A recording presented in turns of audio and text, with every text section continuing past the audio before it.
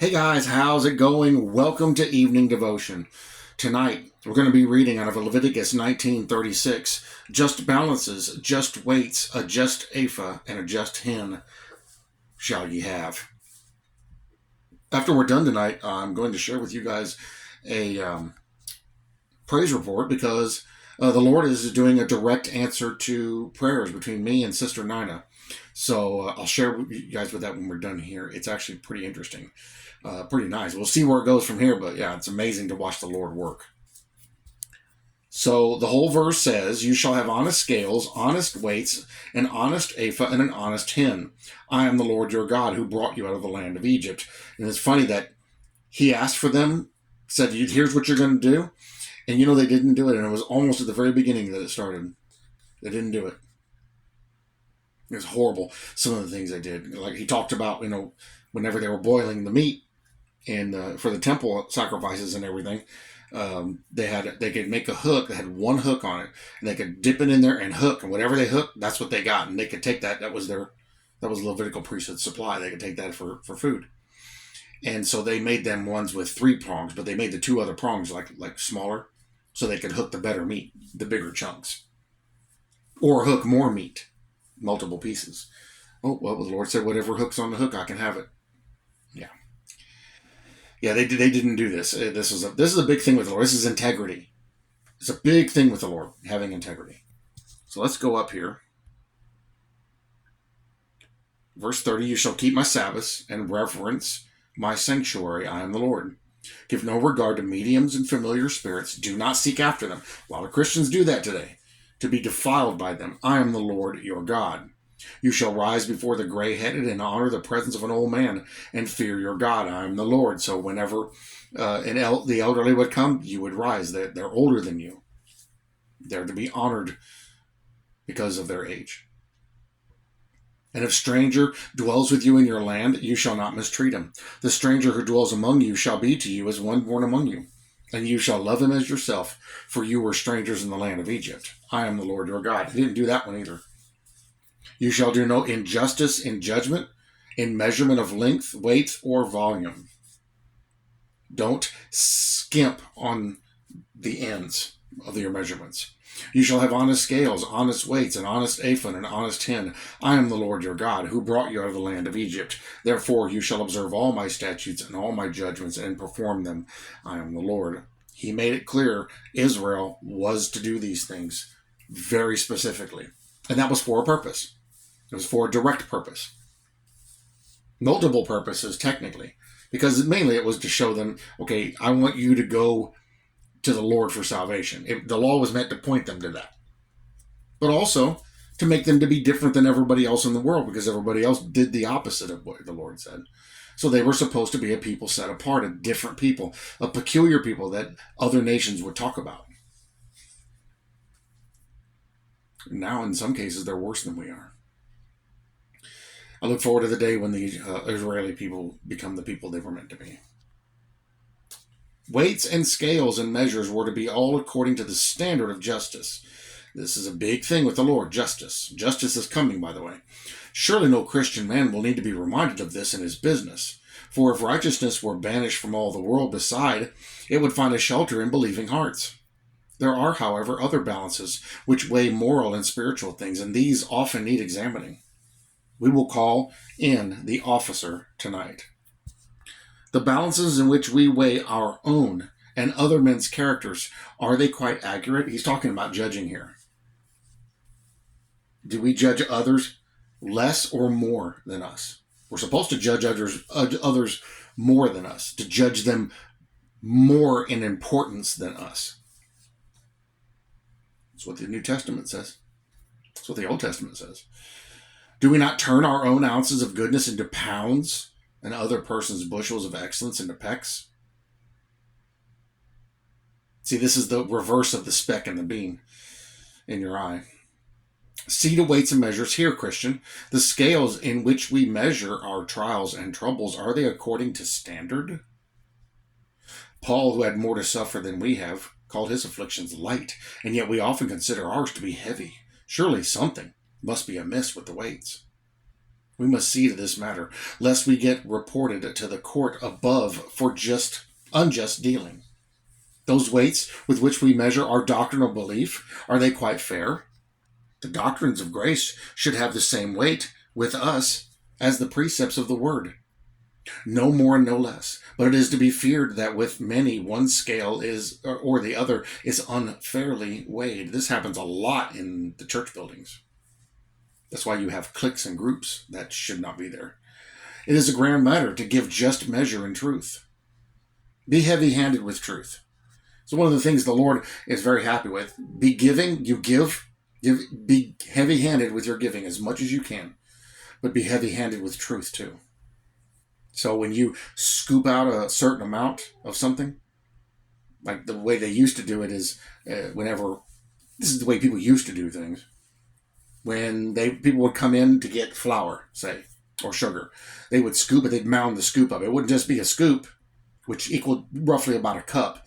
They would mound it up, so it'd be a little more than that. So they always rounded heavy.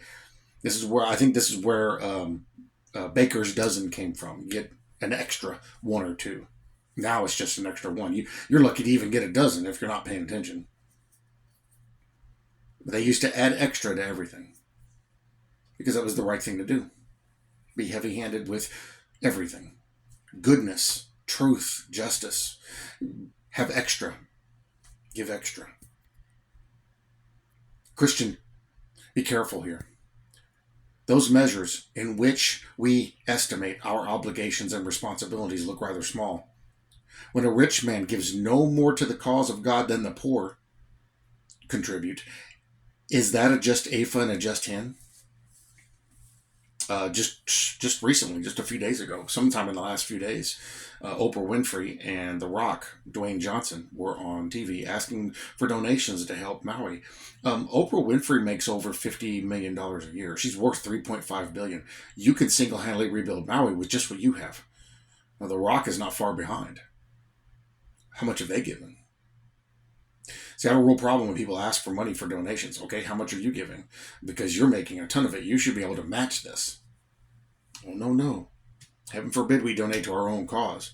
But they're happy to ask for other people's money. That's not a just measure. That's not a just hin. When ministers are half-starved, is that honest dealing? When the poor are despised, while ungodly rich men are held in admiration, is that a just balance? James talks about that. Don't bring the rich man up to the front and pay him special credence and then leave the poor. You sit in the back or you sit at my feet.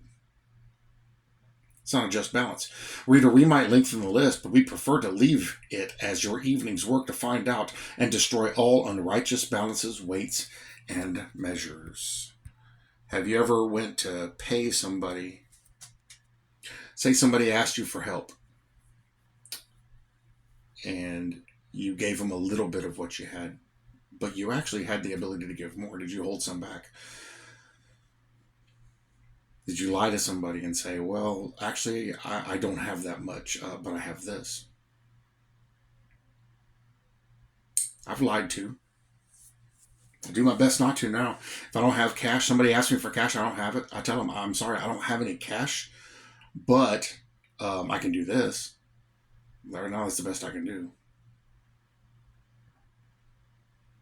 And if I have cash, I give it to them. You need help? Here, take this. I'm horrible about just taking whatever's in my wallet and handing it to them.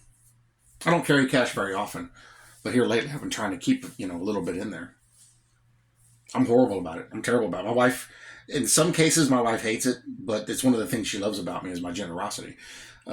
It's to a fault because if they ask, here. Well, you don't have to give me that much. Yeah, no, go ahead and take it. Take it and use it. That's why I can't be rich. I give it all away.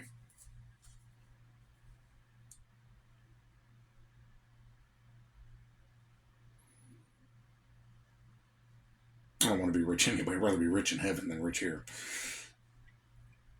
But this is the way of the world now is, rules for thee, not for me. These things all count to them, but we don't have nothing to worry about. We don't have to hold ourselves accountable to the same weights and measures, to the same status quo that we hold the rest of the world to. This is why we have problems with the Democrats and the liberals today, because it's okay for one person to do it, but it's not okay for another person to do it. It's okay for one person to be this, but it's not okay for another person to be it. Oh, you're just not. Okay, so now you have a double standard. There was a video earlier I was watching, and the guy shut the argument down. And he said, so it's okay for them to do that, but I can't do this? Oh, you're just mocking. No, I'm not. He goes, he was being serious. I'm this, but I can't be this. So what you're saying is you can't be this and this at the same time. And it was the homosexual transgender debate thing. And it was kind of funny because he made a very valid point. You say it's not okay for me to do this, but you're okay with you doing it. So it's only good for you, but not for the rest of us. Exactly.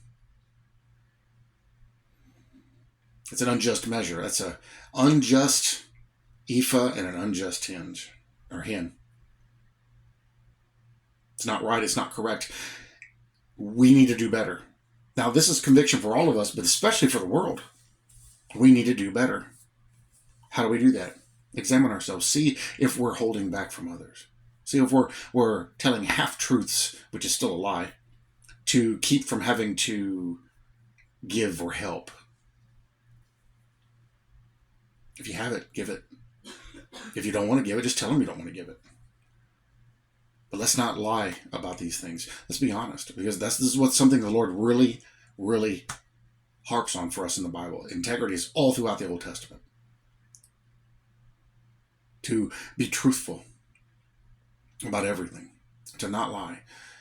It may cause us problems, but you know what? It's better to be truthful. I'd rather be truthful. Even if, there's times where I've been truthful and it's come to be negative for me, but I'd rather do that than have integrity than to be counted as a liar like everybody else. Because the world lies to us. The world lies to everybody. You watch TV, you're being lied to. I don't trust anything I see on TV anymore. I believe it's all lies. All about money. Just like the video I did, the Doctrine of Balaam. That's what the deal is. It's all about money. Well, we don't have to be like that. We can be a people set apart. We can take an example from what the Jews were doing under the law and walk that way. Be the people God wants us to be. Do it His way. Tell the truth. Not like these other guys.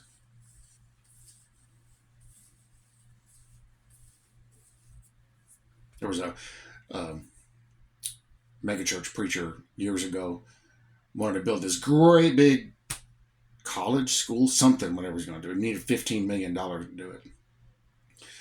And he was praying about getting that $15 million. The thing is, he already had the $15 million.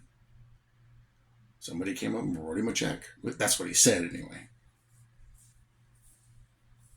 Oh, what's his name that keeps begging for money all the time? The guy looks like a demon. Nothing holy ever comes out of his mouth.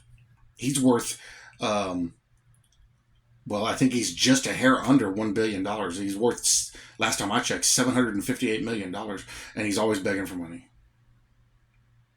Terrible. Terrible. Unjust weight, unjust measure. God hates that stuff. The interest rate they charge on stuff, they hate that stuff. When you charge 30% interest, God hates that. He hates that. That's unjust.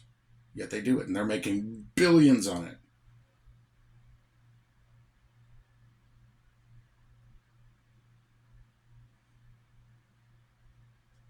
I read a news story years and years ago when Valero was, or not Valero, one of the big gas companies down there in Corpus was going, and they had an executive that was retiring. And they gave him I kid you not, a $96 million severance package. He started Valero with it and went into competition with the same company he worked for with what they gave him. $96 million. Are you serious? That man's a mega billionaire now. Amazing. Amazing. Unjust weight, unjust measure.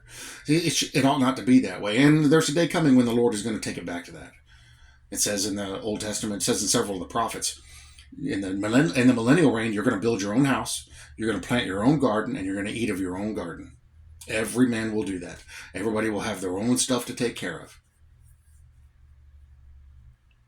Nobody's going to be ripping anybody off. Nobody's going to be selling anybody short. Nobody's going to be cutting the corners off and taking a little off the back end. There will be no more unjust weights and measures. No more unjust ephah or unjust hin.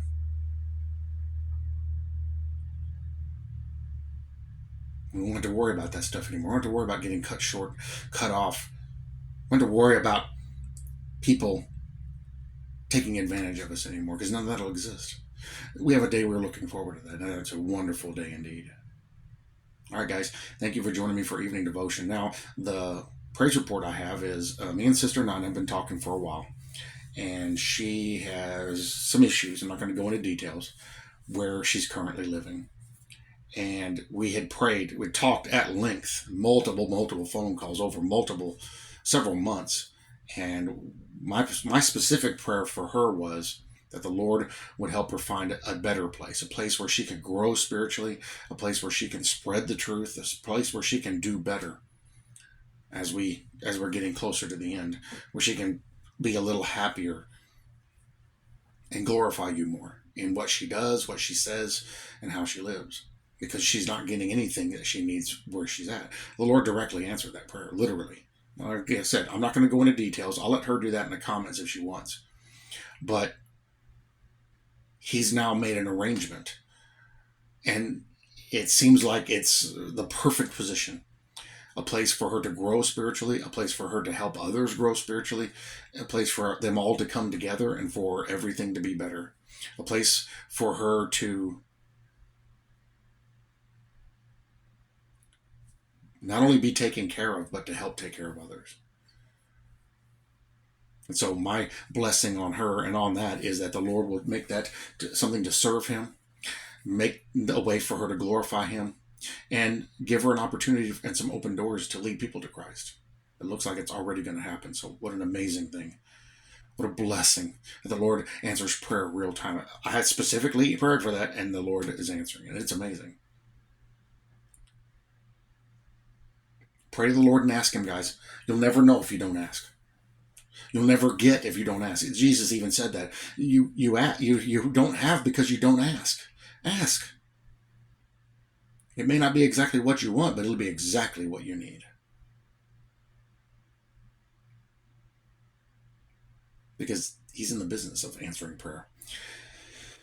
And He has more than enough providence to take care of us.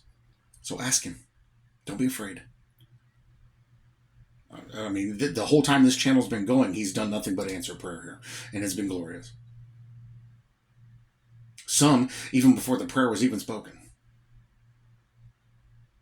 Sometimes it takes a while because He has to move, like I was telling Nana earlier, He has to move things around. And then when the time is right, then He'll move you. Well, her time's coming to move into a situation, hopefully that will be much greater, where she can expand on her understanding, expand on her faith, and help others get closer to the Lord too. And maybe take a few people to heaven with her. We'll find out. I love you all very much. I bless you all in Jesus' name, and I'll see you in the next video.